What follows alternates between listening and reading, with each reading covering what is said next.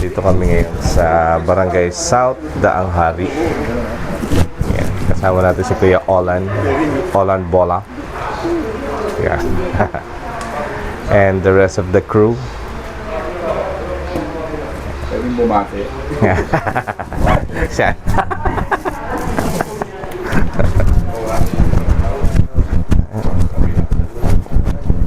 Oh, dahan-dahan, madulas ha. Ikaw magdahan-dahan.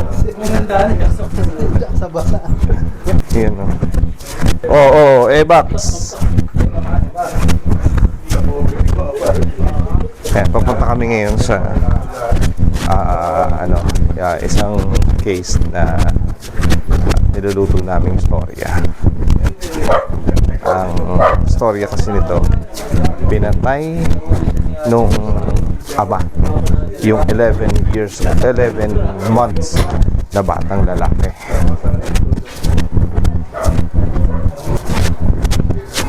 And kasama natin ang DCWP, the GMA, yung TV5, the rest of the network wala ngayon.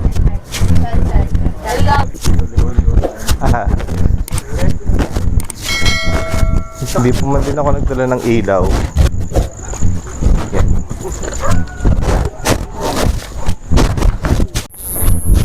Totoo ko masila. Ito pa yung mga nasa likod pa, maraming patay nasa likod. Tiga mo. Patayang ko dun sa likod. Ang hirap dito kung papasok ka nung wala kang escort ng mga pulis. So, salamat sa mga nag-escort sa atin. Pati barangay. Ang problema dito pag maulan, hindi lang putik. Oh, parang ikaw naman ang iika-ika ngayon. Oh, naka-usong-uso pala, no? Ay, nako, naranasan ko yan. Hindi, may tatanong lang. May tanong lang na. Pakwento ba, ano ang naging dahilan ng away na nag-uwi sa ganito? Isang sanggol na mag-iisang taong gulang pa lamang po ang pinatay sa Taguig. Suspect ang mismong ama niya na nakaaway raw ng kanyang ina. Balitang hatid ni Jomer Apresto. Namatay sa kamay ng kanyang sariling ama ang 11 buwang gulang na sanggol sa Taguig City. Ang ugat umano ng krimen, selos.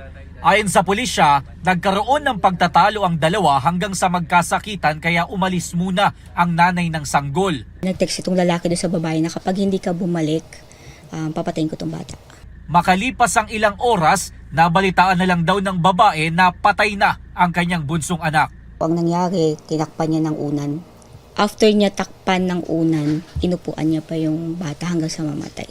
Matapos ang krimen, nagpakamatay rin ang lalaki. Tumanggi namang humarap sa kamera ang nanay ng bata pero itinanggi niya ang paratang sa kanya. Ilang beses na raw nagbanta ang lalaki na papatayin ang kanilang anak. Sa ngayon, inaalam ng pulisya kung gumamit ba ng iligal na droga ang lalaki bago mangyari ang insidente. Magkaiwalay na po talaga yan sila. Simula nung iniwan-iwan po. Ewan ko eh. Ayun po yung Akyata na to. Oh, may bomba. Uy, iniwan nyo si Bossing. Di na nga nakalakad, iniwan nyo pa. Ayaw niya daw.